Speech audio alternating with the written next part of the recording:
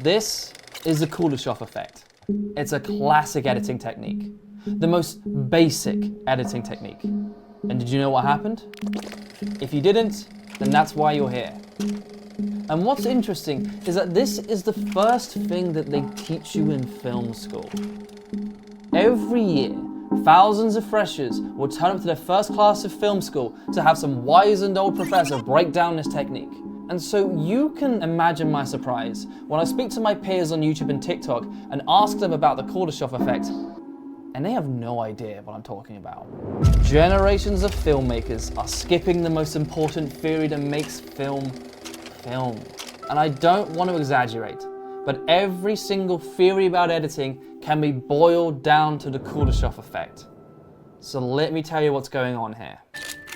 Lev Kuleshov was a Russian director in the 1910s and 20s, and he filmed this sequence as an experiment. He had an actor do a neutral facial expression, and if he showed soup, followed by the neutral facial expression, the audience said he looked hungry.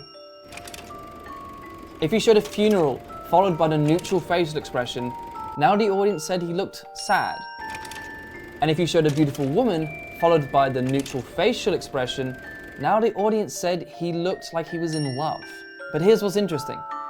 It was the same take each sequence, meaning the actor didn't change his performance one bit. At the time, this is revolutionary.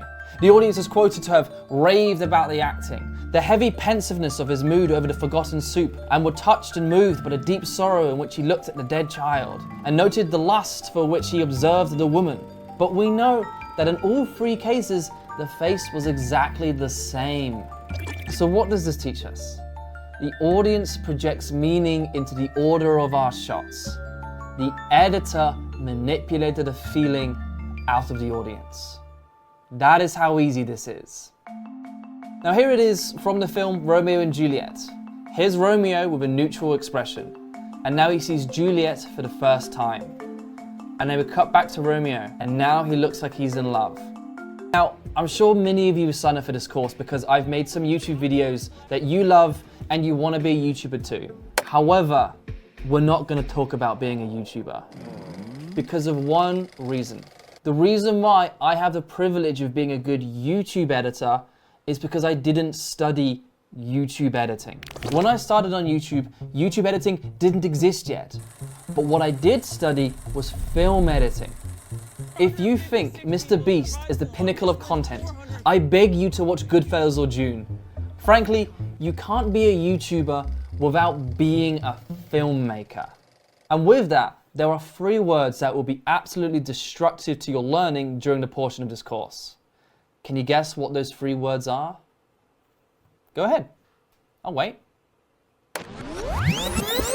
The most destructive sentence you can say now or at any time during this course is, I know that. Even if you're an experienced editor or just a beginner, assuming you know everything won't keep you open to new information. Maybe you already know what a montage is. Great. But you don't know how I think about a montage and the way I might think it might illuminate something you've never thought of before. Despite where I am today, I'll never consider myself a master editor who knows everything. Every time I meet a new editor, even if they're not as experienced as me, I am curious to know what they can teach me.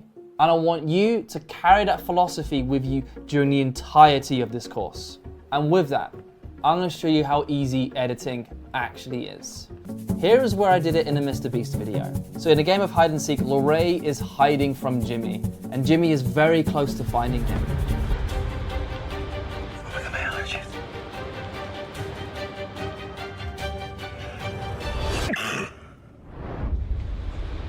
Wait, go see who that was. I used a Kuleshov to have an implied escalation in fear that he's going to be found, and then use it again to break the tension.